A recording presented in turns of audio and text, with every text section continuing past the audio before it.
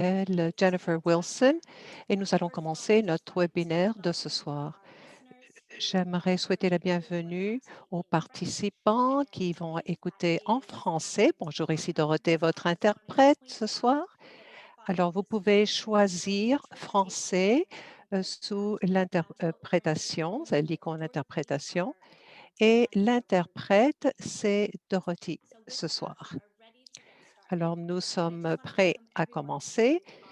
J'aimerais donc vous souhaiter la bienvenue à notre dernière série de l'année et ça s'intitule L'anxiété et la dépression chez les enfants souffrant d'une maladie rhumatismale. Alors, on sait que toute maladie rhumatismale, ça touche les enfants et j'espère que ce webinaire va pouvoir vous éclairer et également, vous pourrez rencontrer d'autres familles qui sont touchées par cette maladie-là. Alors, nous avons 120 personnes inscrites à cette série. Alors, c'est partout au Canada. Également, nous avons des participants à l'international. Alors, on aimera ce soir en apprendre plus de nos experts. Alors, s'il vous plaît, présentez-vous dans la fonction chat, la boîte de clavardage. Vous pouvez nous dire qui vous êtes, où vous habitez. Vous pouvez nous parler de votre histoire personnelle aussi. Et dites-nous si vous êtes en train de regarder avec d'autres membres de votre famille ou encore avec d'autres spécialistes. Alors, ça sera très intéressant pour nous. Alors, avant de procéder, j'aimerais vous parler de Cassie and Friends. Alors, moi, comme j'ai dit, je m'appelle Jennifer, je suis directrice administratrice. Alors, l'organisme est dirigé par les patients et des parents et travaille de concert avec des chercheurs et des équipes spécialisées en rhumatologie pédiatrique, des infirmières, des psychologues, des psychiatres, d'autres spécialistes et nous travaillons tous ensemble pour relever les défis qui sont dus aux maladies rhumatismales, que ce soit euh, donc l'arthrite chronique juvénile, l'uvite et le reste, même le lupus. Alors, vous savez, nous sommes là, mais nous pensons vraiment qu'aucun enfant devrait souffrir. Et notre vision, c'est d'avoir un avenir sans douleur pour les enfants. C'est pour ça que c'est très important pour nous de participer à la recherche et de voir ce qu'on peut faire pour améliorer la santé des enfants. Alors, on aimerait remercier nos commanditaires. Ça a été très intéressant comme année. Alors, évidemment, un webinaire sur la santé mentale tombe à point et on sait aussi qu'il y a des problèmes de santé qui sont liés aux maladies rhumatismales. Mais on voit aussi qu'il y a toutes sortes de préoccupations qui sont liées aussi à l'isolement. Alors, j'aimerais remercier Nicolas, Roach, et Sylvie et d'autres qui non seulement ont fait en sorte, tous ces commanditaires, Nicolas, Abvi, Amjen, Roach, Sobi, qui ont pu également nous appuyer pour d'autres séries éducatives. Alors, on voit ici, nous avons une bibliothèque virtuelle sur l'uvéite, sur l'arthrite chronique juvénique 101, le panel jeunesse. Alors, non seulement nous voulons réunir des personnes, mais nous voulons aussi avoir un endroit sur notre site web où nous fournissons toutes les questions à vos réponses en fonction de l'information qui a été donnée par des spécialistes. Et bien souvent, on n'a pas la possibilité de poser ces questions. Alors, s'il vous plaît, allez voir notre site web et qui touche la formation et vous pourrez voir aussi ce qu'il en est pour les questions et les réponses. Alors, le site web était à l'écran, vous aviez l'information. Alors, j'aimerais savoir que tous les microphones sont en mode muet. Mais si vous avez des difficultés techniques ou si vous ne pouvez pas utiliser la fonction Zoom, vous pouvez aussi téléphoner et vous pourrez trouver l'information dans le courriel que vous avez reçu pour vous inscrire. Et également, ce qui est très important de ces webinaires de spécialistes, c'est non seulement d'avoir de l'information, mais aussi de pouvoir interagir avec les spécialistes ou les participants, parents, etc.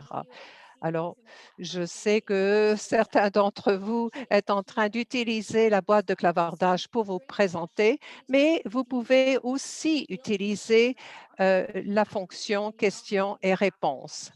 Alors, vous pouvez poser vos questions et à la fin, nous pourrons répondre à vos questions et on va faire l'impossible pour essayer de répondre à vos questions. Et si on ne le fait pas au cours de la séance, eh bien, on va faire le suivi et vous pourrez aussi voir ce qu'il en est à caseyandfriends.ca. En dernier lieu, je sais que vous avez vu dans notre courriel de rappel que c'est très important de maintenir le dialogue. Alors, nous avons maintenant le premier réseau de communautés de parents en ligne qui peuvent se joindre en toute sécurité. Alors, non seulement vous pouvez partager vos expériences, poser des questions, mais vous aurez aussi des réponses de la part d'un comité médical, mais vous pouvez utiliser les divers outils de suivi. Alors, je vous encourage d'avoir accès à ce réseau de soutien. Et plus tard, on va entendre parler de ce soutien qui est si important, non seulement pour l'enfant, mais pour tout le monde. Alors maintenant, nous allons rentrer dans le vif du sujet. Je suis ravie de pouvoir vous présenter notre première conférencière, Kayla Caddy. C'est une patiente. Elle a eu à l'âge de 12 ans des symptômes d'arthrite chronique juvénile. Alors, elle a été élevée à Port Alberni, qui est une petite ville dans l'île de Vancouver. Et aujourd'hui, elle est étudiante à l'Université de Victoria. Aujourd'hui, elle va partager son histoire. Elle va aussi donner des conseils à certains parents et elle va vous dire comment non seulement vous pouvez survivre, mais aussi comment vous pouvez euh, progresser. Alors, à vous la parole, Kayla. Alors, merci, dit Kayla. Alors, je sais que si vous êtes ici ce soir, c'est que vous avez peut-être un enfant qui est atteint d'ACJ. Alors, merci d'être présent ici ce soir parce que je sais que vous essaierez d'aider donc votre enfant. Alors, mon histoire est assez courante pour toute personne qui a une invalidité. J'avais 12 ans quand mon genou droit a commencé à me faire très mal. Je jouais au hockey avec une équipe de filles et j'étais une athlète. Ça faisait partie de mon identité. Alors, ma mère, elle m'a emmenée chez le médecin et puis le médecin m'a dit de prendre quelques jours de congé, de ne pas faire de sport et je pourrais reprendre le sport, mais ça ne s'est pas produit. Alors, un tas de médecins au cours des années, ils m'ont dit qu'ils ne savaient pas ce que causait la douleur au genou. Alors, j'ai consulté beaucoup de médecins. Alors, j'ai arrêté de jouer au hockey, j'ai arrêté de jouer au baseball parce que c'était vraiment invalidant pour moi. Alors, je détestais arrêter de faire du sport, mais je n'avais pas le choix. Mais à 16 ans, j'ai pris une très grande décision. C'était terrible et ça a changé ma vie. Et je me rappelle que j'ai joué avec une équipe où nous avons été à joutes provinciales. J'ai eu une médaille en argent et ça a été la dernière fois que j'ai pu faire du sport. J'étais vraiment déprimée, vous savez, et je pensais qu'il n'y avait plus d'espoir. Si je ne pouvais plus jouer à ce sport que j'aimais tant depuis l'âge de 4 ans, j'y jouais, je pensais que je ne serais plus jamais heureuse. Alors, c'était terrible parce que non seulement j'ai perdu le fait de ne pas pouvoir faire du sport, mais j'ai perdu tous mes amis. Et puis moi, j'étais assise à mon pupitre à l'école et j'allais pas jouer avec les autres enfants à l'extérieur et ma mère ne savait pas comment m'aider. Elle m'avait fait consulter des médecins, des physiothérapeutes et personne ne savait ce qui n'allait pas. Alors, j'avais, des, tests sanguins et puis, bon, j'étais vraiment fâchée, j'avais de la détresse et puis, j'étais fâchée avec ma mère. Alors on m'a dit que j'avais un syndrome de fatigue chronique et puis on m'a donné des antidépresseurs et puis on m'a donné aussi, une bande pour le genou. Heu Alors, j'étais stigmatisée et je voulais pas prendre, tous ces médicaments parce que je pensais, que, je je pensais que mes médecins avaient raison de dire que tout cela était psychologique, mais ma douleur était vraie, réelle. J'avais l'impression que je noyais et j'étais vraiment, fâchée, heu, et pourquoi ça faisait si mal tout le temps? Ce n'était pas juste. C'était pas juste d'avoir mal comme ça. Et puis, j'ai quand même obtenu mon diplôme, d'école secondaire. Alors, j'étais terrifiée parce que je me suis dit: «Comment j'ai pu,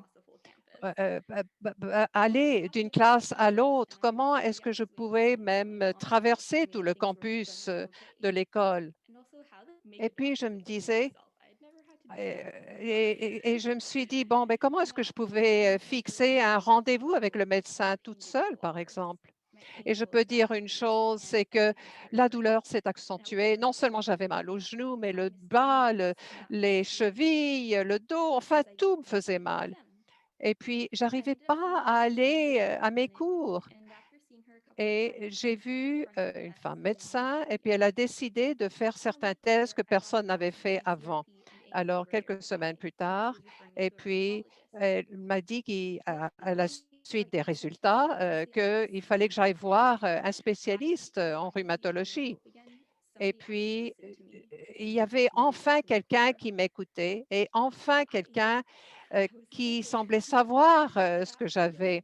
Alors moi, ça m'a vraiment emballée et ça faisait 7 ans que j'avais tous ces symptômes et ça m'a pris encore 9 mois pour savoir, ce que j'avais au juste. Ça m'a semblé très long ces 9 mois et ensuite j'ai été dans l'auto et j'ai pleuré, mais mes larmes étaient des larmes de joie parce que j'avais un plan thérapeutique et ça, c'était ce qu'il y avait de mieux depuis l'âge de 12 ans. Alors ce premier rendez-vous, il y a 3 ans que ça s'est passé. Alors évidemment, c'est pas toujours, rose, mais je peux dire que, je me porte quand même mieux. Et en fait, j'ai décidé, d'étudier en psychologie. Évidemment, j'ai toujours de l'anxiété, j'ai beaucoup, de dépression et je suis traumatisée par les médecins. Et puis, pendant 8 ans, les médecins disaient que je faisais semblant d'avoir mal, imaginez. Et puis, chaque interaction que j'ai avec, un spécialiste de la médecin déclenche, ma colère, vous savez. Et il y a des fois, tout ce que je peux faire, c'est de me mettre au lit et de pleurer. Et quelquefois, je prends un congé parce que je sais que je vais faire une crise, de dépression si je ne prends pas du recul. Et alors cette fois-ci, j'ai quand même essayé avec les antidépresseurs et puis ça fonctionne quand même très bien et je vois aussi un thérapeute et puis j'ai un partenaire qui m'aide beaucoup. Elle sait comment me calmer, elle sait comment, arrêter, et atténuer mon anxiété. Et puis j'ai aussi de très bonnes amies, de bons amis et puis, si je peux pleurer, avec ces amies-là, elles vont me chercher de la crème glacée quand ça va pas Et puis maintenant, je suis beaucoup plus honnête avec ma mère aussi et ma mère, écoute mieux maintenant. Elle a beaucoup appris depuis 10 ans. Moi aussi, j'ai appris beaucoup depuis 10 ans et je peux vous dire, c'est merveilleux d'avoir des personnes qui savent, ce qu'il en est. J'ai rencontré d'autres personnes comme moi et ils savent ce qu'il en est que de se donner des injections, de, ce qu'est la douleur. Maintenant, je me sens beaucoup moins seule. Donc, la morale de mon histoire, c'est d'écouter. Parents, écoutez vos enfants. Et puis, il faut, dire aux enfants que heu cela vous touche et dites simplement à vos enfants que vous les aimez, serrez-les contre vous et dites-leur que vous allez les aider à passer au travers, cette, partie difficile de leur vie.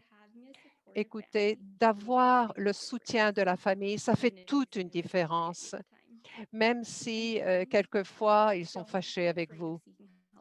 Et puis, adolescents, cherchez de l'aide si vous avez des problèmes de santé mentale, parce que vous savez, ce que vous traversez, c'est énorme et ce n'est pas de votre faute. C'est tout à fait normal de demander de l'aide. C'est normal d'avoir de l'anxiété, de la dépression. Il ne faut pas avoir honte de prendre des antidépresseurs. Vous devriez être fiers parce que vous prenez bien soin de vous. Parce que la santé mentale, c'est tout aussi important que la santé physique et il faut en parler. Merci beaucoup. Merci. Thank you so much, Kayla. Merci, Kayla. Merci That was beaucoup. amazing. I felt C'était so merveilleux, dit Jennifer. emotional and so inspired. And Ça I m'a really feel like rendue what you shared émotive, mais today j'étais aussi and très inspirée par vos Kayla's propos. story is Et je so regarde ce important qui est dans to la ask boîte our de friends about. clavardage. C'est It tellement can happen important, not cette just histoire de Kayla pour related happening, Casey it and should be Friends. happening.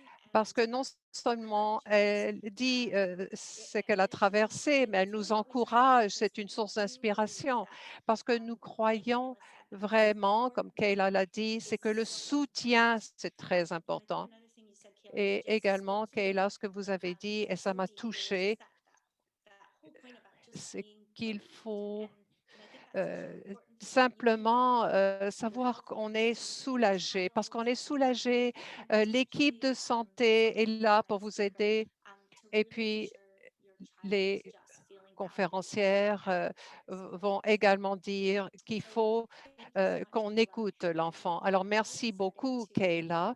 introduce our Et next maintenant, person who is j'aimerais Dr. Penny Schneider, présenter who is a nos psychologist. She's a conférencières licensed doctor in spécialistes ce cornerstone soir. child and family Alors, psychology j'avais Penny Penny Schneider, is a qui est trusted directrice de Cornerstone psychologist at St. Child Children's Hospital in et Washington Family State Psychology with a Clinic. pediatric Elle rheumatology travaille team aussi en there. clinique de psychologie And privée à that's what Vancouver et she aussi elle est represents psychologue from interne au today BC that we Children's are Hospital Cassie and Friends et son communication approche as clinique est offers axée sur insight le bien-être and social et émotionnel de expertise at a l'enfant fast family et pace sur that l'atténuation des opens us effets up pour to l'enfant et sa vaccines that famille. everyone's feeling Alors, je sais qu'on a beaucoup hopeful and entendu positive parler d'un about nouveau and vaccin to et look puis forward to nous, connecting in person again. nous And avons hâte de very luckily, pouvoir nous today comes rencontrer to de us nouveau en from her home in personne. Vancouver Et to donc, share more elle nous information parle de about Vancouver, le cases and how docteur we might Schneiden. protect your child Elle and va emotions parler and de tells us Penny. comment Anyway, l'anxiété et la dépression peut toucher votre can you hear me? enfant. All right. Alors, It's pouvez-vous a pleasure m'entendre, to be back dit le docteur as Penny Dr. and Friends. I've Schneiden. always Alors, je envisioned suis being ravie in de the me community retourner, de me that retrouver, Dr. pardon, de me and is retrouver living ici in. And avec thank you, vous, Kayla, sharing so Casey much and of Friends. your Alors, experience. merci, Kayla. Vous avez And partagé votre we were saying to expérience. highlight some of the challenges that are also Malheureusement, happening votre for our histoire child and montre bien adolescent quels sont les and also défis the living qui with se a parent présentent so à Kayla's a mental l'enfant health qui est advocate and a et role qui model. souffre de So cette I thought maladie it would chronique. Alors, remind what she merci talked about. de défendre And les I droits want to des give a few enfants takeaways et from merci today. d'avoir So, raconté first, votre I hope histoire. Alors, that j'espère you leave que ce today que j'ai à vous thinking dire, que a bit vous differently aurez about what we quelques know points the research says que vous allez about retenir. moving to chronic illness. Alors, que dit And la specifically, I'm going to focus recherche au more on sujet de la autism as santé well. mentale I want to des share enfants et with des you the adolescents benefits qui of sont some of the atteints de conventional maladies health challenges, rhumatismales? but Alors, also the j'aimerais importance of aussi vous adapting to parler this de certains experience, défis de both what to look stratégie. out Alors, et je vais vous dire aussi ce qu'il faut surveiller de près. Et si vous voyez certains symptômes chez votre enfant, votre adolescent ou chez vous-même, c'est de savoir quoi faire. Je vais aussi parler de certaines ressources. Alors, on va maintenant passer à la recherche. Alors, je vais en parler rapidement. La prochaine diapo maintenant. Lorsqu'on parle de bien-être mental, pour ce qui est des enfants qui ont des problèmes médicaux chroniques, eh bien, ces enfants sont 2 fois plus à risque d'avoir des difficultés socio-affectives et psychosociales. Alors, lorsqu'on voit ces problèmes médicaux, nous avons certains groupes de problèmes dans les études. Mais lorsqu'on parle de maladies rhumatismales, qu'on parle de divers types, on parle de diagnostic. On a certains symptômes qui sont plus ou moins sévères. Et lorsqu'on parle de recherche, il ne faut pas oublier qu'on parle de données qui s'appliquent à des groupes. Et n'oublions pas que l'enfant est unique. L'enfant a sa propre vie, a ses forces, il a aussi ses points faibles. Alors, il y a eu de la recherche qui ont analysé l'adaptation psychosociale et la recherche, mais surtout l'accent sur l'arthrite chronique juvénile. Pourquoi? Parce qu'on le sait que c'est la maladie rhumatismale la plus courante chez l'enfant. Et maintenant, on a plus de recherches maintenant sur euh, l'ACJ comparativement à d'autres maladies rhumatismales. Et on n'a pas assez de recherches pour arriver à des résultats précis. Euh, Lorsqu'on parle d'enfants qui sont atteints d'ASTG, on voit que les résultats sont mitigés. Les résultats scientifiques sont mitigés. J'ai analysé 60 études différentes. Alors, on a vu que les enfants atteints de ACJ, pardon, ont le même risque de difficultés sociales et émotionnelles pour ce qui est de l'anxiété, dépression et moins grande qualité de vie. Alors, pour résumer, alors c'est le même taux des autres enfants qui ont d'autres maladies chroniques, mais le risque est un peu plus accru, pardon, comparativement à des enfants qui n'ont pas de problème de santé. Donc, il y a un risque un peu plus grand d'avoir des difficultés sociales émotives comme l'anxiété, la dépression et aussi une moins bonne qualité de vie.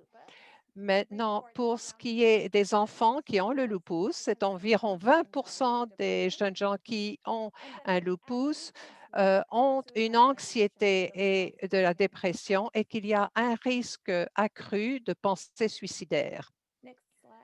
Alors, la prochaine diapo maintenant. Alors, c'est difficile pour moi parce que je ne peux pas changer moi-même les diapos. Alors, lorsqu'on parle d'adaptation scolaire, surtout pour les enfants qui ont de l'arthrite chronique juvénile, il y a un plus grand absentéisme scolaire. Alors, de 30 à 50 d'enfants ont des absences scolaires prolongées en raison de leur maladie.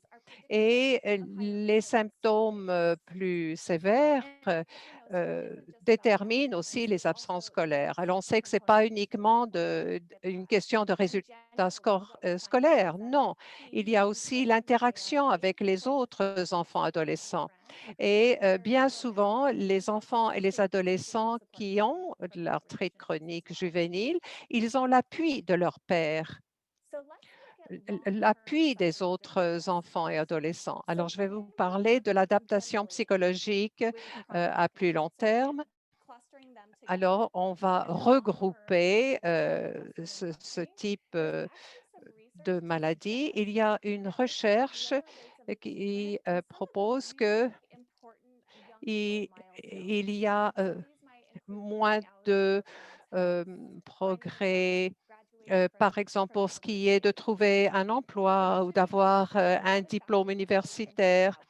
Mais il y a divers euh, euh, éléments qui entrent en ligne de compte. Alors, lorsqu'on voit ce qui se passe avec la CJ, c'est qu'on se rend compte qu'il y a une santé physique altérée, mais pour ce qui est du fonctionnement social, la recherche est mitigée. Alors, certaines études montrent que euh, le fonctionnement à long terme sur le plan émotionnel est le même que pour les autres enfants adolescents. Pour ce qui est de la réussite scolaire, il semble que ce soit à peu près la même chose. Maintenant, pour ce qui est de l'emploi, c'est que le taux d'emploi est moins élevé dans le cas de l'arthrite chronique juvénile comparativement aux autres. Et Kayla l'a dit, c'est ce qui est apparent, c'est que la meilleure chose que l'on peut faire lorsqu'il y a une maladie rhumatismale, c'est de tenir compte de tout un ensemble, c'est-à-dire voir le tout. Alors, par exemple, pour ce qui est pour les parents, euh, il faut euh, avoir des objectifs appropriés qui soient fixés. On sait que lorsqu'il y a un enfant qui a une maladie chronique, cela a un effet non seulement pour l'enfant, mais aussi pour la famille. Alors, on se rend compte qu'il y a une moins grande qualité de vie, il y a aussi un accroissement de la détresse émotionnelle et c'est souvent lié à la maladie. Et puis, il y a aussi des facteurs de stress. On s'inquiète pour l'avenir de l'enfant, ce qui va se produire à l'école. Peut-être qu'il y a aussi les questions de fardeau financier. Il y a aussi du temps perdu parce qu'on ne va pas au travail. Et il y a aussi des problèmes pour ce qui est de gérer les schémas euh, thérapeutiques. Et puis, également pour les frères et les sœurs, ça les atteint. Et il y a une certaine vulnérabilité, il y a une détresse émotionnelle parce qu'on sait que ce n'est pas facile de trouver du temps pour s'occuper de tous les besoins de l'enfant. Et lorsqu'on sait aussi les résultats de la recherche, c'est que bon nombre d'enfants qui ont de la CJ fonctionne aussi bien que les autres sur le plan social, émotif et sur le plan scolaire, mais il y a un sous-groupe qui a risque en ce qui touche des difficultés psychosociales à long terme. Et on sait que la cohésion de la famille est très importante. Je crois que Kayla, vous en avez parlé aussi.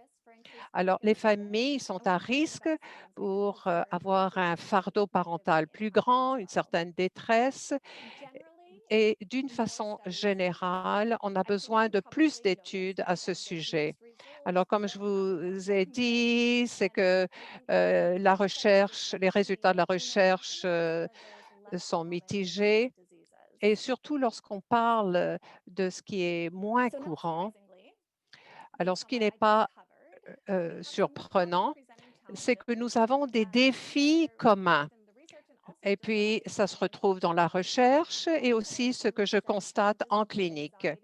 Alors, les défis que je vois, il y a de l'anxiété, il y a des symptômes liés à l'humeur, les dépressions, la gestion de la douleur, l'observance du traitement.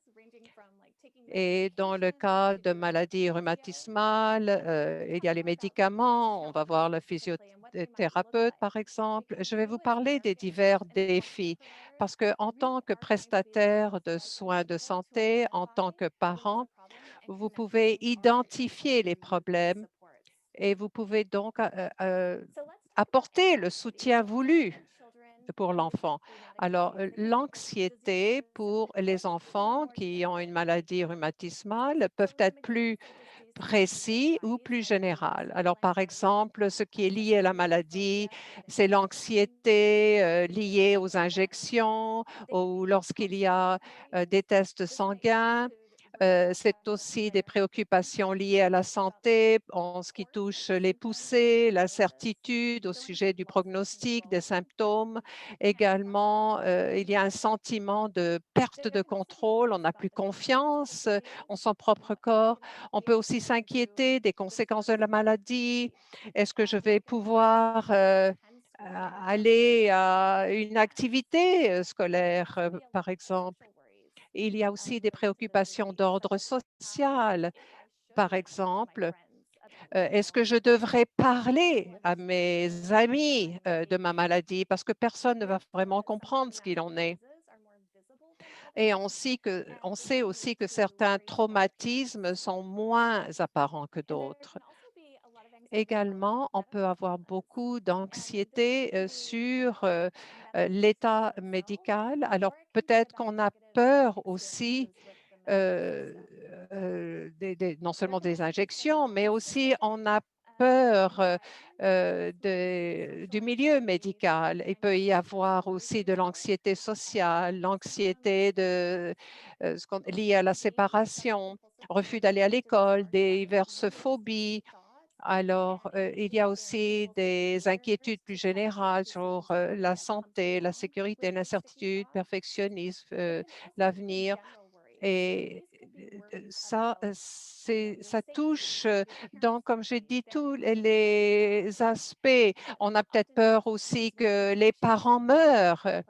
Alors, comme j'ai parlé aussi du perfectionnisme et bien souvent, les enfants ont de la difficulté de traiter de l'incertitude parce que tout doit être fait de telle ou telle façon. Et si ce n'est pas fait de telle façon, c'est une source d'inquiétude. Il y a de la panique à ce moment-là qui s'installe. Il y a aussi des troubles obsessifs compulsifs. Et bien souvent, lorsqu'on parle de dépression, et bien souvent, les enfants et les adolescents ne viennent pas vous voir en tant que prestataire de santé en vous disant, par exemple, je me sens triste ou je me sens déprimé. Et on sait que chez les enfants et l'adolescent, la dépression prend divers visages. Alors peut-être qu'il y a de l'irritabilité, de la colère, des sautes d'humeur ou encore une tristesse persistante ou un sentiment d'impuissance ou encore l'enfant se sent trop coupable à l'égard de tout ou se sent euh, sans valeur ou encore ils n'aiment plus ce qu'ils aimaient auparavant. Ils ont des préoccupations au sujet du comportement. Alors peut-être ils ont des crises ou encore ils sont désengagés ou encore il y a des changements dans le niveau d'énergie, dans l'appétit, dans le sommeil. Également, les enfants se plaignent de la difficulté de se concentrer, de prendre des décisions. Il y a aussi plus de pensées suicidaires ou encore il peut y avoir de l'automutilation. Par Mhm. exemple, ils vont se gratter, ils vont se couper. Il y a aussi des maux physiques. Et par exemple, ces maux physiques qui sont liés à la maladie ou encore ça peut être autre chose. Ce n'est pas nécessairement lié à la maladie. Par exemple, on a mal au ventre ou on a des maux de tête. Alors, vous connaissez votre enfant. Alors, il faut être au courant. Et si vous pensez qu'il y a quelque chose qui cloche, vérifiez avec votre adolescent. Il ne faut pas que les symptômes augmentent. Et il faut en parler aussi à l'équipe médicale. Alors, il y a des signaux d'alerte dans certains cas. Alors, bien souvent, il faut observer le traitement et cela peut être une source de stress. Lorsqu'on a de la douleur chronique, lorsqu'on a de la détresse psychologique. Alors, avec la douleur, on a de la détresse et la détresse va déclencher de la douleur. Alors, c'est un effet vicieux. Il y a un lien entre la douleur et la détresse émotionnelle. Et c'est difficile, de voir la différence entre les 2. Alors, je crois que chaque personne ici présente veut dire que lorsqu'on a une maladie, chronique, c'est un fardeau et cela fait en sorte que les enfants et les adolescents et les parents doivent faire ce qu'on ne veut pas faire ou ce que le corps nous dit qu'ils n'ont pas envie de faire de la physiothérapie lorsqu'il y a beaucoup de douleurs, de prendre les médicaments de façon régulière, d'avoir les injections, d'aller à l'école. Il y a beaucoup exigé. Alors, quelquefois, l'enfant, l'adolescent en a marre. Alors, et bien souvent, on voit à ce moment-là qu'on ne respecte pas les recommandations médicales. Ce n'est pas parce qu'on ne veut pas le faire, mais l'enfant, l'adolescent en a marre, veut que ça s'arrête, c'est tout. Alors, il faut identifier ce qui se passe entre le fardeau de la maladie et les, euh, les effets psychosociaux. Alors, je vais revenir sur cette diapo plus tard. Je veux surtout parler des traitements maintenant. Alors, nous avons déjà une bonne idée de ce qu'il faut surveiller. Maintenant, on va voir qu'est-ce qu'il faut faire si votre enfant a de la difficulté. Et également, nous avons des adolescents avec nous ce soir. Alors, nous savons que les adolescents peuvent faire certaines choses pour arriver à un certain bien-être. Premièrement, pour composer avec la maladie chronique, c'est d'avoir de la connaissance, c'est-à-dire de bien connaître la maladie. Les connaissances donnent de l'autonomie et donnent un sens de pouvoir. Et bien souvent, on ne se rend pas compte que la connaissance, c'est quelque chose qui se poursuit. Ça ne devrait pas s'arrêter au moment du diagnostic. Alors, les enfants, les adolescents comprennent différemment. Et donc, c'est important de se tenir au courant de ce qui se passe. Et on sait aussi que la gestion du stress est très important. Alors, le stress, ça fait partie de la vie, ça fait partie de nous. Et si on peut résoudre des problèmes, vous pouvez peut-être parler à vos enfants de ce que vous pouvez faire pour la gestion du stress, comment résoudre les problèmes.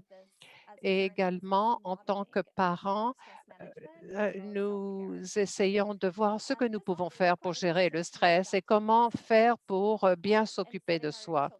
Alors, il faut revenir à l'essentiel et aider les adolescents, les enfants à dormir et de manger à des heures fixes dont on essaie de faire en sorte que la vie soit aussi normale que possible. Parfois, c'est plus facile, d'autres fois, c'est plus difficile. On veut que les enfants s'amusent avec leurs amis, qu'ils aillent à l'école, etc. Et en tant que parent, la seule chose que vous pouvez vraiment faire, c'est de continuer à être des parents, c'est d'avoir des attentes réalistes à l'égard des enfants, d'établir des limites, de donner des occasions de devenir plus indépendants. Et parce que vous êtes ici ce soir, bien souvent, je crois que si les parents ont des relations avec d'autres parents, ça, c'est très utile pour les parents de pouvoir connecter avec d'autres parents. Alors maintenant, je vais vous parler du traitement pour l'anxiété et la dépression. Alors, nous avons donc la thérapie cognitive du développement, le TCD. Ça, c'est très utile. Je vais vous dire un petit peu ce qu'il en est de la thérapie cognitive du développement. On peut l'utiliser en association avec des médicaments où on peut l'utiliser seul, cette thérapie, et on sait qu'à long terme, cette thérapie cognitive du développement est très importante parce qu'on sait que l'effet des médicaments peut disparaître. Mais si vous savez comment gérer le stress, eh bien, ça va durer beaucoup plus longtemps. Donc, nous recommandons beaucoup la TCD et aussi les médicaments. On sait que cela apporte des améliorations importantes et ça peut être utilisé tout seul, ces médicaments-là, ou encore être utilisé avec la thérapie cognitive développement. La première ligne de traitement, c'est la TCD. Et si les enfants n'ont pas des bons résultats avec la TCD, et il n'y a pas davantage la TCD, peut-être qu'à ce moment-là, on peut explorer la possibilité des médicaments. Et la recherche, on montre que la TCD seule est très utile. Et puis, cela est très bon. Dans le cas de cas plus sévères, on peut ajouter les médicaments. Mais même dans les cas sévères, j'ai vu beaucoup de cas où on se porte très bien avec la TCD, la thérapie cognitive du développement, utilisée seule. Alors, quelles sont les composantes de l'anxiété et la dépression? On sait que cela touche les pensées, ça donne des réactions aussi physiques. Alors, par exemple, si je me sens très inquiète, alors quelquefois j'ai des battements cardiaques accélérés, j'ai des maux de ventre, j'ai des maux de tête, je suis en sueur, je tremble, etc. Et il y a des symptômes physiques. Bien souvent, on parle de douleurs musculaires, on parle de changements dans l'appétit, de perturbations du sommeil. On sait tout ça. On sait que l'anxiété et la dépression a un effet sur les pensées. Alors, si on a une pensée négative au sujet de soi, au sujet du monde, au sujet du futur, et puis on se dit, si telle chose se produit ou si telle chose arrive, alors c'est toujours des scénarios catastrophes qui se produisent. Alors, bien souvent, on met l'accent sur ce qui est négatif et on oublie de voir d'autres possibilités ou d'autres explications. Et on sait que l'anxiété et la dépression ont un effet sur le comportement. Par exemple, pour l'anxiété, l'évitement est très important. On fuit. Les enfants, les adolescents, on ne veut pas faire quelque chose parce qu'on sait qu'à ce moment-là, on aura une très grande détresse. Donc, si on a peur des seringues, par exemple, on ne veut pas avoir de test sanguin. On ne veut pas faire aussi de l'activité physique, ou on ne veut pas aller à l'école, ou on a peur des jugements sociaux. Et aussi pour l'anxiété, on a besoin d'être rassuré constamment. Est-ce que j'ai bien fait? Est-ce que vous êtes fâché avec moi, etc.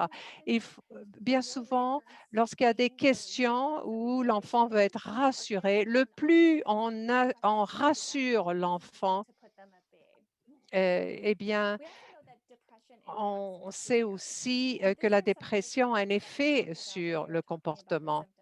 Alors, lorsqu'on parle de symptômes, alors par exemple, il y a un désengagement, on ne parle pas des défis, on internalise, on intériorise ce qui se passe. Certains vont rester au lit toute la journée, ne participent pas aux activités que l'enfant aimait auparavant. Alors, nous savons, on va à la prochaine diapo, c'est que la TCD, la thérapie cognitive du développement, c'est vraiment le traitement idéal. Et également, cela permet de régler d'autres problèmes, que ce soit la douleur, la colère, l'estime de soi. Et ce que la TCD fait, c'est qu'elle va toucher les trois composantes essentielles. Alors, une des composantes, c'est la gestion des symptômes physiques. Alors, par exemple, la détente musculaire progressive, la respiration profonde, la pleine conscience, l'exercice, la relaxation avec visualisation. Alors, bien souvent, euh, c'est que la respiration, euh, et on apprend à respirer et on sait que la gestion du stress est très important. Alors, ce sont des outils pour améliorer et atténuer le stress général. Également, les stratégies qui touchent la santé. Alors, bien souvent, lorsqu'on est déprimé, les pensées sont toujours négatives parce que c'est axé sur euh, l'impuissance euh, et on ne se base pas sur des faits, et bien souvent, ce qu'on imagine n'est pas réaliste. Donc, ce qui est très important avec la TCD, c'est d'avoir une plus grande conscience, pardon, prise de conscience de ces schémas négatifs. Et donc, les enfants, l'adolescent peuvent identifier les schémas de pensée. Alors, l'enfant va se rendre compte, bon, ce n'est pas d'être plus positif, mais d'être plus réaliste. Alors, ces stratégies sont différentes en fonction du niveau développemental de l'enfant. Alors, si j'ai un enfant de 6, 7 ans, bon, c'est plus simple, mais évidemment, ça va plus en profondeur si nous avons des adolescents. Maintenant, le dernier point, la dernière composante, c'est de changer le comportement parce que pour l'anxiété, on sait qu'il y a une réaction très forte. Alors, on veut vraiment faire face à nos peurs. Alors, mais on le fait de façon très graduelle. Alors, on ne peut pas les plonger dans l'eau s'ils ne sont pas prêts à nager. Non. Alors, on commence à s'exposer graduellement à une situation où il y a de la crainte et progressivement, on diminue le comportement d'évitement. Alors, je vais vous donner une idée de quoi ça a l'air. Alors, je vais tout de suite passer à la prochaine diapo. Alors, par exemple, nous avons une hiérarchie de la peur. Alors, moi, je l'ai fait ici avec un enfant. Alors, par exemple, l'enfant avait une phobie des seringues. Alors, ça, c'est très courant dans notre population. Alors, juste de penser à une seringue, alors c'était de 3 sur 10 pour l'anxiété. Alors, on augmente pour que on puisse avoir une injection. Alors, il fallait répéter l'expérience. Alors, par exemple, d'abord, on pense à une seringue. Ensuite, on a une seringue dans la pièce. Ensuite, on sort les seringues, on pratique, on tient la seringue dans la main. On voit par exemple le thérapeute, le soignant qui tient une seringue fictive et qui injecte une poupée. Et les adultes doivent rester dans cette situation-là pour voir euh, euh, l'anxiété qui diminue. Alors, il faut voir comment l'anxiété va être réduite. Alors, il faut le faire très progressivement, avoir l'expérience et tenir compte d'un ensemble de situations. Alors également, le comportement qui change, ça c'est très important. Lorsqu'on parle de dépression, vous avez peut-être entendu parler de l'activation comportementale. Alors, comme on a dit, c'est que les personnes déprimées, pardon, ne font plus certaines activités. Alors, ce que nous voulons, c'est d'arriver à une activation. Alors, on veut arrêter l'inertie. Alors, c'est un peu la même chose que la hiérarchie des peurs. Alors, c'est de faire quelque chose. Alors, par exemple, si vous avez quelqu'un qui reste au lit tout le temps et qui remue pas beaucoup, eh bien, on s'est dit, écoutez, on va faire les choses progressivement. Alors, se lever, prendre un repas avec la famille, sortir de la maison une fois, au cours de la journée, un petit peu d'activation, par exemple, cela fait boule de neige. Alors peut-être à ce moment-là, ils pourront aussi assister au premier cours ou de voir un enfant un ami, par semaine. Alors, je vais vous parler de certaines ressources. Alors, ce que la recherche montre, c'est que la TCD est très efficace lorsque c'est suivi par des professionnels, mais également nous avons des ressources d'aide individuelles. Alors, voici quelques ressources intéressantes. Regardez, Anxiety Canada, ça c'est vraiment très, très bien. Il y a une section pour les parents, une section pour les adolescents. Alors, allez voir Anxiety Canada. Nous avons aussi des livres. Alors, vous les voyez ici à l'écran, comment aider votre enfant ou votre adolescent qui a de la dépression. Et nous avons aussi un livre qui s'appelle Dealing with Depression. Ça, c'est surtout pour des adolescents. Vous pouvez aussi avoir de l'aide professionnelle. Et dans chaque province, il y a des ressources. Alors, excusez mon ignorance. Je ne connais que ce qui se passe en Colombie-Britannique. Mais je sais que dans les provinces, il y a des services qui existent. Je sais que pour le gouvernement de la Colombie-Britannique, ça s'appelle Child and Youth Mental Health, et aussi les psychologues en pratique privée, ça, ils sont très utiles. Et bien souvent, l'équipe de santé connaissent les psychologues qui sont spécialisés dans le domaine de l'adolescence ou de l'enfance. Vous pouvez aussi voir l'Association des psychologues de la province et il y a diverses spécialisations qui figurent à ce moment-là. Alors, je veux simplement maintenant vous dire quand est-ce qu'il faudrait que je cherche de l'aide? Est-ce que je devrais toujours m'inquiéter ou est-ce qu'on peut faire quelque chose tout seul à la maison? Alors, voici mes trois règles. Alors, si les symptômes d'anxiété, dépression nuit au fonctionnement de l'enfant, de l'adolescent, à la maison, à l'école ou avec les pairs, eh bien, il faudrait chercher de l'aide professionnelle. Si après avoir connu certaines stratégies, si vous avez mis en pratique les stratégies et si l'enfant ou l'adolescent souffre toujours, il faudrait demander de l'aide. Et si l'anxiété, la dépression ou les préoccupations du comportement vont interférer avec les besoins médicaux, à ce moment-là, il faut demander de l'aide.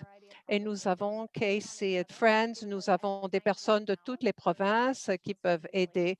Nous avons des professionnels qui peuvent vraiment aider.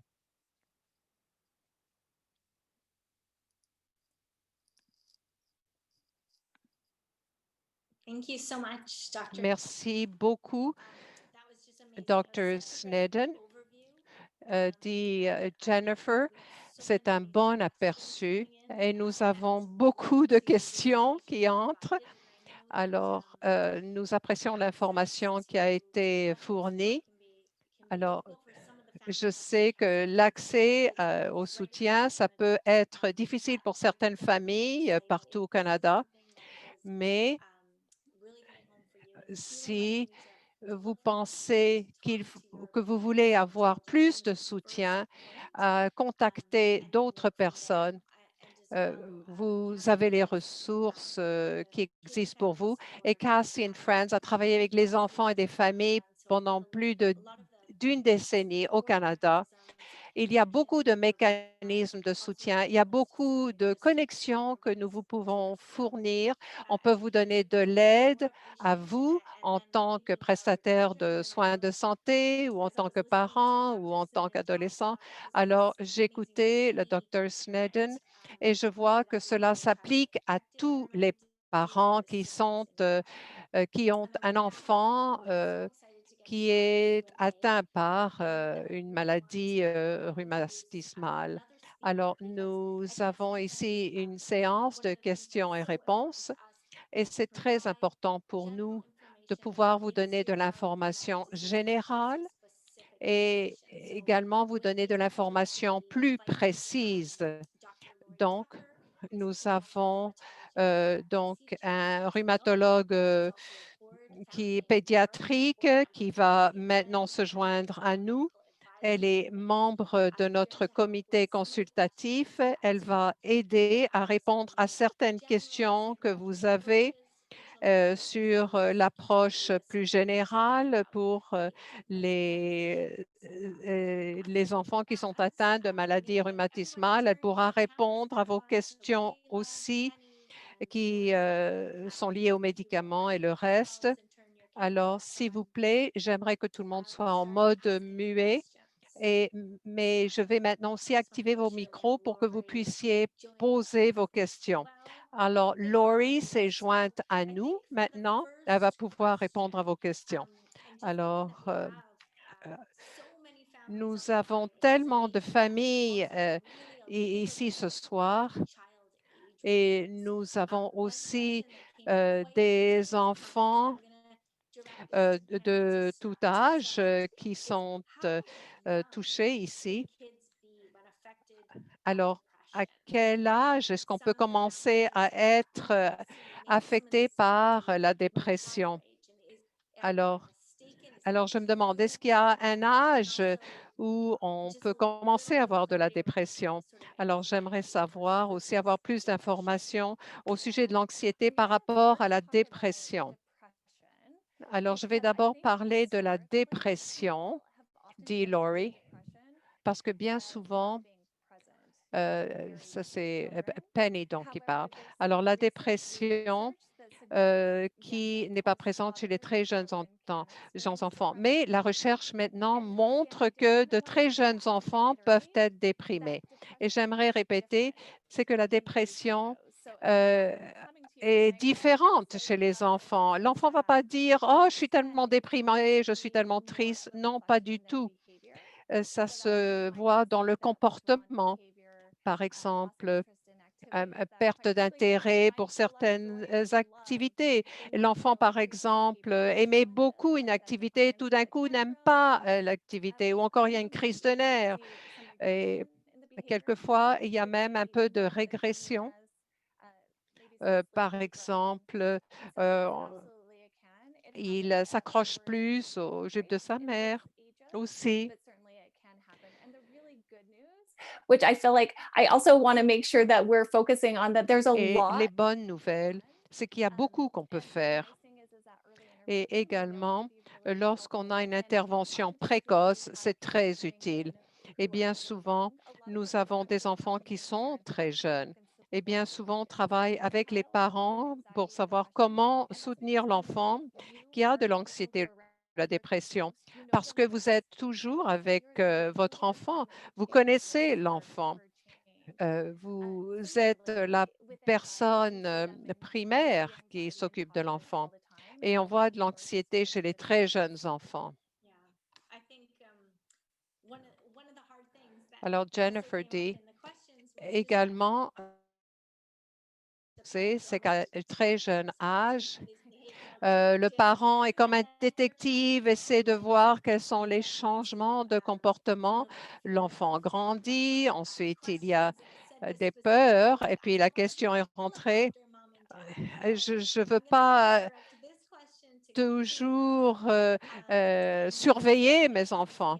Alors, Kayla, il y a tellement de commentaires qui sont entrés pour vous remercier d'avoir partagé votre histoire. En tout cas, la question pour Kayla, est-ce que vous avez trouvé que c'était difficile de parler à vos parents au sujet de vos sentiments? Vous aviez 12 ans à l'époque.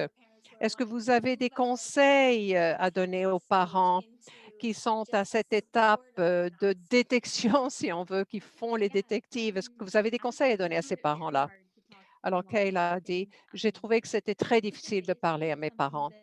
Et Dr. Snedden a parlé du fait que l'enfant pense que c'est un fardeau pour les parents. Et moi, j'ai fait l'expérience de ça. Je me sentais comme un fardeau. Alors, c'était quelque chose que j'avais intériorisé. C'est moi qui me sentais comme ça, hein. Et puis évidemment, c'était difficile pour ma mère de me soutenir parce qu'elle ne savait pas ce dont j'avais besoin. Et moi, j'arrivais pas à lui parler. Alors, comme je ne pouvais pas lui parler, elle n'arrivait pas à me parler non plus. Enfin, vous voyez. Et je crois que ce que ma mère et moi avons fait, c'est que elle me permet d'aller la voir quand je l'ai besoin. Et puis évidemment, j'ai besoin d'elle, évidemment, autrement maintenant que quand j'étais beaucoup plus jeune, évidemment. Alors, elle n'est pas toujours présente, elle n'est pas toujours en train de me dire qu'est-ce que tu as, qu'est-ce que tu as besoin, etc. Et moi, ce que j'aime de ma mère, c'est qu'elle va m'envoyer un message quand je dois avoir des injections. Et puis moi, ça m'encourage simplement lorsqu'elle m'envoie un petit message. Et puis, quand je dis, j'ai pas envie d'en parler, eh ben, n'en faites pas un drame parce que les enfants ont si peu de contrôle sur leur corps. Et puis, de laisser à l'enfant d'avoir un petit peu de contrôle sur son corps, ça, c'est très important. Oui, Jennifer. Alors, je me souviens d'un parent qui avait un fils et le fils avait 9, 10 ans. Et puis, Dr. Snyder en a parlé, c'est que la colère, c'est une émotion tellement importante et c'est tellement difficile. Et puis, bien souvent, l'enfant devient fâché. Alors, le parent lui disait de mettre le pouce en l'air ou en bas si ça marchait ou si ça marchait pas, c'est tout. Alors, on ne le poussait pas à parler constamment. Non, on ne lui posait pas toutes sortes de questions. On lui demandait de communiquer, mais de façon très simple qui correspondait à qui il était, c'est-à-dire pouce en l'air ou pouce en bas. Puis voilà. Prochaine question. Alors, Laurie avait quelque chose à dire. Alors, le docteur Tucker pourra peut-être répondre à cette question-là. Alors, nous avons beaucoup de questions ici au sujet des médicaments qui sont prescrits. Et puis, nous avons le lupus, le VIH, etc. Mais les médicaments que vous prescrivez, est-ce que ça contribue aux problèmes de santé mentale? Est-ce que les médicaments sont liés à la santé mentale? Bon, ben, je vais en répondre un peu plus tard. Mais vous avez dit certaines choses, mais il y a des lacunes.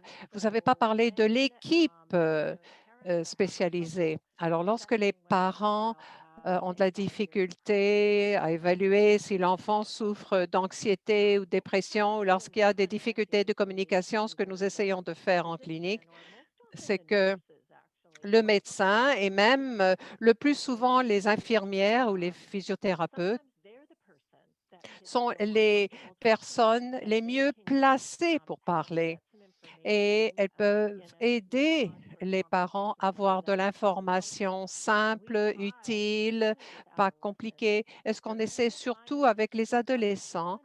Lorsque les adolescents viennent à la clinique, nous demandons aux parents de voir l'enfant tout seul parce que cela nous permet à voir les enfants et les enfants ont le temps de parler de ce qui les préoccupe sans la présence des parents. Donc, euh, l'équipe de spécialistes est très utile pour les parents pour arriver à mieux comprendre ce qui se passe. Alors ça, c'est un élément important. Maintenant, pour ce qui est des médicaments, il y a certains médicaments que nous prescrivons qui ont un effet sur le comportement ou sur la santé mentale. Par exemple, les stéroïdes. Alors, beaucoup d'enfants ont les stéroïdes. Lorsqu'il y a le premier diagnostic de maladie rhumatismale ou du VIH ou lupus, etc. Et lorsqu'il y a une posologie élevée de stéroïdes, il y a des problèmes liés à l'humour et il y a des perturbations du sommeil ou encore de la dépression qui sont liées aux médicaments. Alors, on essaie de prévenir la famille et puis on leur dit quoi surveiller. C'est pour ça qu'on n'aime pas trop les stéroïdes à long terme. Euh, donc, je pense qu'il n'y a pas beaucoup de données scientifiques au sujet des autres médicaments. Par exemple, méthotrexate, par exemple, en tant que médicament, peut causer l'anxiété et la dépression. Il n'y a pas de données scientifiques à ce sujet-là. Alors, par exemple, ce n'est pas vraiment un problème qui est lié aux médicaments. Et c'est la même chose pour les médicaments biologiques. Il n'y a pas beaucoup de données scientifiques qui font en sorte que cela provoque des problèmes de santé mentale. Alors, pour les parents, si vous n'êtes pas sûr, eh bien, il y a, il y a les médicaments biologiques, par exemple, et le lien avec la santé mentale. Alors, il n'y a pas beaucoup d'études qui ont été faites à ce sujet-là. Alors, on n'a pas vraiment cherché ça. Alors, merci. Et Kayla, je sais que Dr. Tucker a parlé du fait que l'équipe médicale peut vous aider. Alors, je sais que vous avez euh, un lien particulier avec l'équipe et surtout, je crois, dans votre cas, avec l'ergothérapeute, vous aviez eu des liens étroits avec l'ergothérapeute. Alors, qu'est-ce qui vous a aidé ici? Alors oui, c'est vrai, j'avais une ergothérapeute absolument extraordinaire, je l'adore. Et quand je la vois, eh ben, ma journée est belle, voilà. Mais ce qui m'a vraiment frappée, et ça a changé ma façon de percevoir l'équipe médicale, elle dit, bon, je vais écouter tout ce que tu as à dire. Et puis, alors, l'ergothérapeute me faisait comprendre que j'étais la meilleure placée pour comprendre ce qui se passait dans mon corps. Et puis, et, et lorsque un médecin me demande qu'est-ce que tu veux que je fasse au juste, cela aide. Alors, ça revient au fait qu'on a l'impression d'être en contrôle de son corps, vous voyez? Et si le médecin est d'accord avec ce que je dis, eh bien, s'il y a une écoute attentive, cela aide et de savoir que et qui est côté de la médaille et ça aide vraiment. Et puis, j'ai le sentiment d'être comprise. Et puis, non seulement ils comprennent les symptômes, mais ils comprennent aussi les effets émotionnels. Et ça, c'est quelque chose d'important parce que beaucoup de médecins, alors, ils disent, bon, votre douleur articulaire, etc. Ils ne vont pas demander nécessairement comment vous arrivez à composer avec les injections. Et non, lorsqu'ils posent d'autres types de questions, c'est merveilleux, merveilleux. Je pense que les parents comprennent très bien ce qu'il en est parce que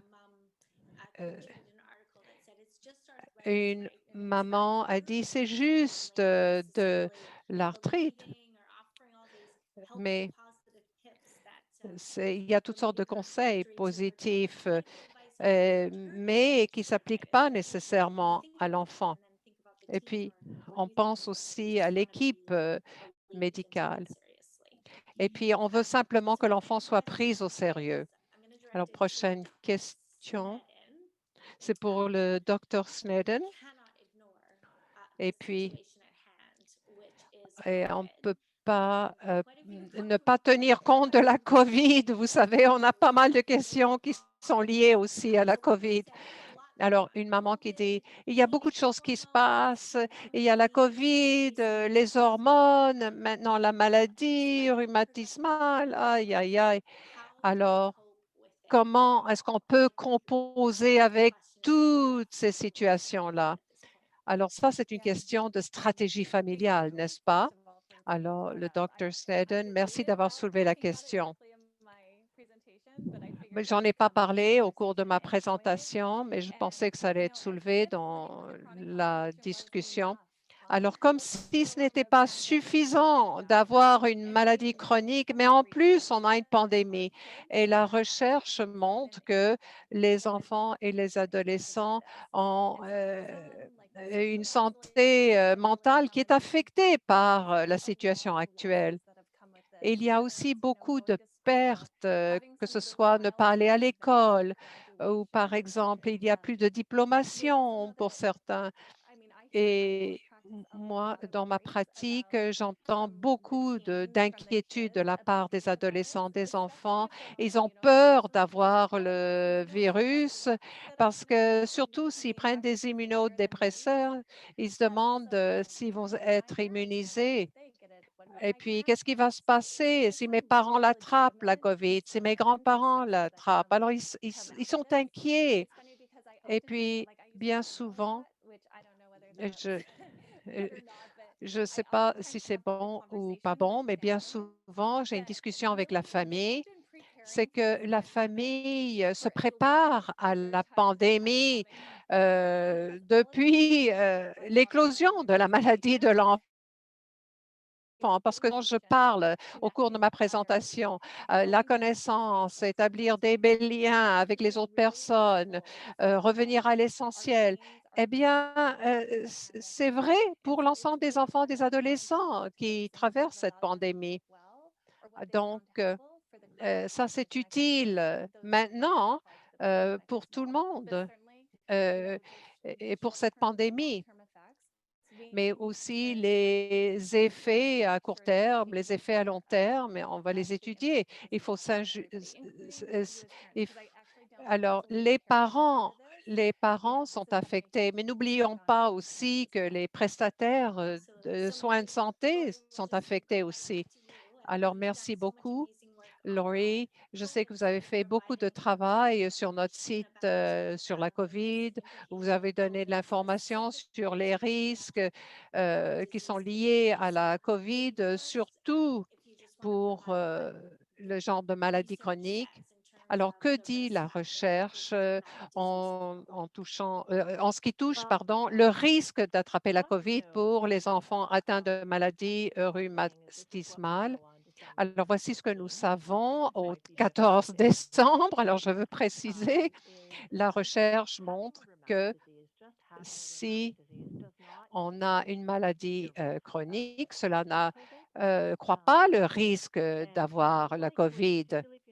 Et si vous avez de l'arthrite, si vous avez la COVID, cela n'accroît pas le risque d'avoir une condition plus aiguë, mais d'avoir une forme aiguë, d'avoir la COVID, c'est que si l'enfant avait des stéroïdes ou s'ils avaient des immunodépresseurs, par exemple. Et la plupart des enfants qui ont de l'arthrite ou une maladie rhumatismale, qui ont un traitement, devraient suivre les traitements des directives de la santé publique. Alors ça, on peut le trouver en ligne, que ce soit l'hôpital pédiatrique ou encore même Cassie and Friends a des renseignements. Donc, ce que je peux dire, c'est que beaucoup d'enfants et de familles que nous rencontrons qui ont beaucoup de stress au sujet de la COVID et le risque qui touche l'enfant. Et, et on peut dire que l'anxiété est exacerbée. Alors, si l'enfant a un petit peu d'anxiété avant la COVID, Eh bien, avec la COVID, étant éloigné des amis, l'isolement, tout ça, ça a exacerbé l'anxiété. Donc, tous les pédiatres se rendent compte que c'est très difficile sur le plan de la santé mentale pour les enfants atteints et leurs familles. Donc, il faut accorder plus d'attention sur le soutien qu'on peut apporter en temps de COVID. Et c'est très difficile. Je crois qu'on ne peut pas mâcher ces mots, on ne peut pas nier le fait que c'est difficile. Alors, la prochaine question. Je ne sais pas de quel ordre suivre, mais je vais demander à Dr. Tucker parce que vous êtes en clinique. Et puis ensuite, vous envoyez les patients voir Dr. Sneddon. Alors, la question est la suivante, parce que je parle à des parents et les parents se posent la question, eh, quand est-ce qu'on sait que c'est quelque chose de physique? Je ne veux pas parler de quelque chose de vrai, mais est-ce que c'est physique? Est-ce que les articulations, est-ce que c'est l'inflammation? Est-ce que c'est la douleur? Et c'est quoi la ligne de démarcation entre la douleur physique et la douleur émotive? Alors, je sais qu'on a des mesures pour voir ce qui est physique et quand est-ce qu'on recommande une famille d'aller voir un autre spécialiste parce que c'est une question plus émotionnelle. Alors, peut-être que Penny, vous pouvez nous dire où est la limite entre ce qui est physique et ce qui est émotionnel. Alors, Kayla, vous écoutez ce que j'ai à dire, n'est-ce pas? Ne me jugez pas trop. Alors, Penny dit, euh, c'est très différent si on parle d'un enfant de 5 ans, de 10 ans ou un adolescent. Alors, il y a beaucoup de différences en fonction de l'âge. Alors, je vais mettre l'accent sur l'adolescent parce que souvent, c'est là où il y a le plus grand nombre de défis pour les parents. Également, pour toutes les familles qui nous écoutent et qui apportent du soutien aux enfants, c'est sûr que la douleur, la détresse que l'enfant a, ça, c'est quelque chose de vrai. Et c'est vrai pour les parents aussi. Alors, bien souvent, on dit que les enfants, ça ne fait pas partie de l'arthrite. Il y a d'autres raisons à la douleur. Alors, les enfants pensent, c'est dans ma tête et j'invente tout ça. Et non, mais nous, on ne pense pas comme ça. La douleur est vraie. La douleur est vraie. Il faut voir quelle est la cause. Alors, si l'adolescent a beaucoup de douleur, de fatigue et il a des difficultés à fonctionner, peut-être on leur demandait un petit peu de soutien. Peut-être qu'on pourra avoir une imagerie médicale, une IRM, pour regarder les articulations. Et peut-être qu'on pourra avoir un plan d'adaptation, essayer d'avoir des médicaments naturels. Mais si, par exemple, il y a beaucoup de douleur, et ça touche le fonctionnement, ça crée des perturbations. Ça ne veut pas dire, bon, vous allez voir le docteur Sneddon. Non, ce qu'on dit, c'est qu'on va demander au docteur Sneddon de faire partie de l'équipe médicale et de voir ensemble quelle sera la meilleure approche dans ce cas-là. D'accord? Alors, Kayla dit, je vais prendre la parole. Et oui, ça, c'est délicat ici. Nous savons qu'il y a un lien entre le corps et la tête et c'est très difficile de comprendre. Et moi, je ne pense pas que c'est toujours facile d'établir la limite. Alors, je dis comme le docteur Sneddon, c'est que toute douleur est vraie et quels sont les éléments qui contribuent à la douleur, dit le docteur Sneddon. Et ensuite, on va voir quelle sera l'approche à utiliser. Alors, en tant que parent, bien souvent, c'est que la meilleure chose qu'on peut faire, c'est d'explorer ce qui rend la douleur pire. Est-ce que c'est de l'inflammation? Par exemple, on sait que le stress provoque de l'inflammation, on sait que l'anxiété, on sait que la privation de sommeil, on sait que si on ne mange pas beaucoup, tout cela a un effet sur l'inflammation. Donc, qu'est-ce qui fait que la douleur est accentuée? Qu'est-ce qui fait qu'il y a de l'inconfort? Et c'est pour ça que la discussion doit avoir lieu là-dessus. Alors, je ne veux pas dire, est-ce que si, c'est ci, c'est cela? Non, c'est un ensemble de facteurs. Alors, il faut que tout le monde participe. Ce n'est pas uniquement au thérapeute, quoi, de dire ce qu'il en est, n'est-ce pas? Alors, Kayla, maintenant c'est à votre tour. Kayla dit, vous m'enlevez les mots de la bouche. Ce n'est pas de décider si c'est de la douleur physique, la douleur émotionnelle. Par exemple, à moins que ce soit vraiment évident, mais bien souvent, et d'essayer de mettre le doigt dessus, ça enlève de l'autonomie, en fait, plus qu'autre chose. Et c'est de simplement de voir ce qu'on ressent. Et c'est difficile parce qu'en tant que patient, on ne sait pas. Moi, j'ai 22 ans. Et puis, bien souvent, la douleur, j'arrive pas à l'identifier. Pourquoi? Parce que j'ai du stress, que j'ai cette douleur.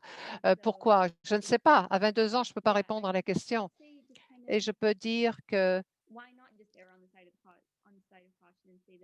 il faut être prudent et de dire simplement, on va prendre un petit moment de recul. Alors, pourquoi on ne va pas s'installer dans un bon fauteuil et puis regarder un film à la télé et puis on va voir. Il n'y a pas de problème, simplement de prendre un petit temps de répit. Mais le docteur Sneddon dit, ou docteur Tucker dit, il faut que les gens comprennent que il faut voir que les familles viennent nous voir et sont mécontentes ou découragées parce que les familles veulent une solution miracle.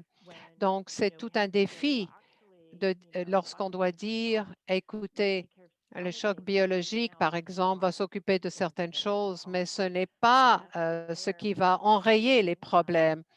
Non.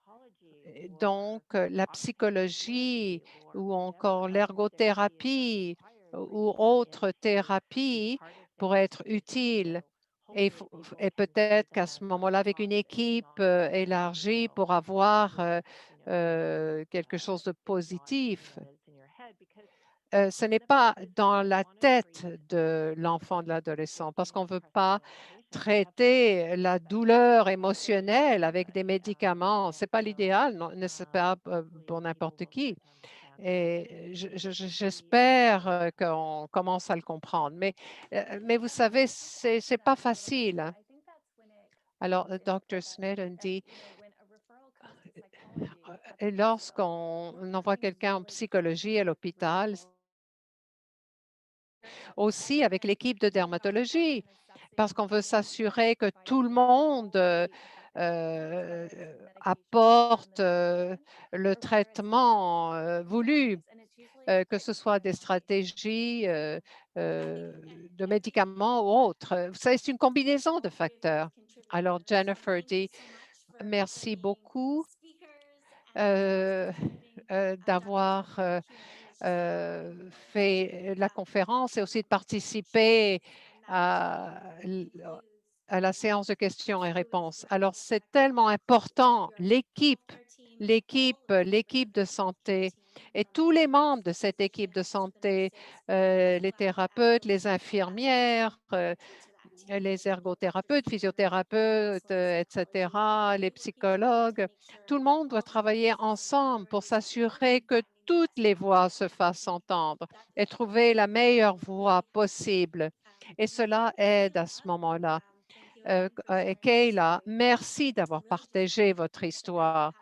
Et cela montre que ce soit l'arthrite chronique juvénile, le VI, le lupus, etc. Il y a toutes sortes de maladies rhumatismales et, et ça fait partie de la personne, ça fait partie de la jeune personne et cela détermine qui est cette personne-là. Et puis, et ce n'est pas prédéterminé en raison de la maladie. On devient qui on veut devenir. Et puis, je veux juste vous dire, c'est que la dépression et l'anxiété ne causent pas l'arthrite chronique juvénile. Et puis, la psychologie ne va pas guérir la CJ. Mais j'aimerais vous remercier tous. Vraiment, tout cela montre que la discussion est importante parce que nous avons dépassé le temps qui nous était alloué. Alors, j'aimerais remercier une famille. Et puis, il y a eu la première injection qui a eu lieu aujourd'hui. Il y a beaucoup de questions sur la phobie des injections. On va certainement répondre à vos questions après la séance. Et je vais également vous parler un petit peu des séries éducatives qui s'en viennent. Alors aujourd'hui, nous n'avons pas beaucoup de temps. Alors merci beaucoup, Kayla, d'avoir partagé votre histoire. Merci beaucoup, Dr. Snedden. Merci beaucoup, Dr. Tucker, d'avoir partagé vos connaissances. Et puis, la collectivité n'existerait pas si on ne se réunissait pas tous et si on ne pouvait pas partager euh, euh, les expériences. Alors, nous avons pour 2021 des séances très intéressantes. Alors, juste après la séance, vous allez avoir un courriel, un sondage sur la séance d'aujourd'hui. Ça, c'est très important pour la planification des prochaines séances. Alors, nous avons prévu l'activité physique en janvier, la nutrition le 27 février, le méthotrexate également. Nous allons parler des injections, des stratégies aussi en mars. Donc, on va faire un suivi bientôt et puis on va répondre à vos questions. On n'a pas pu répondre à toutes les questions aujourd'hui. Donc, je vous encourage de nouveau à maintenir le dialogue. Alors, sur notre site Web, vous pouvez parler de toutes ces questions. C'est très important d'entendre ce que les autres familles ont à dire au sujet de leur expérience. Les familles ne sont pas seules et c'est de savoir qu'il y a d'autres personnes qui affrontent les mêmes défis. Donc, s'il vous plaît, consultez notre site Web et joignez-vous à notre groupe. Alors, un dernier merci à nos commanditaires, Nicolas Wealth, Avi, Amgen, Roche et Sobe. Alors, merci beaucoup à nos commanditaires. C'est tellement important. Alors, en dernier lieu, nous sommes à la fin de 2020. Ça a été une année difficile, mais à la fin de l'année, il y a des communautés qui se rapprochent. Et puis également, nous avons une formation en ligne et nous avons pu présenter ces séries-là à tout le monde au Canada. Nous avons des spécialistes comme le Dr. Snedden qui se joignent à nous et nous voulons continuer en 2021 et même dans les années suivantes. Nous voulons aussi aider pour ce qui est de la recherche. Alors, s'il vous plaît, si vous pouvez faire une contribution, ça serait merveilleux. Vous pouvez donc faire un petit don si vous voulez pour Casey and Friends. S'il vous plaît, gardons le contact. C'est très important, gardons le contact. Alors, s'il vous plaît, il y a des possibilités de garder le contact et si vous avez des questions Si vous avez des idées pour les prochaines activités, si vous voulez vous joindre à notre collectivité en tant que bénévole aussi, s'il vous plaît, n'hésitez pas à nous contacter. Alors moi, je m'appelle Jennifer, Jennifer à cassieandfriends.ca. Alors, bonne fin de soirée et aussi profitez des fêtes et on se retrouve en 2021. Merci beaucoup tout le monde. Au revoir aux francophones. Bonne soirée. Prenez bien soin de vous.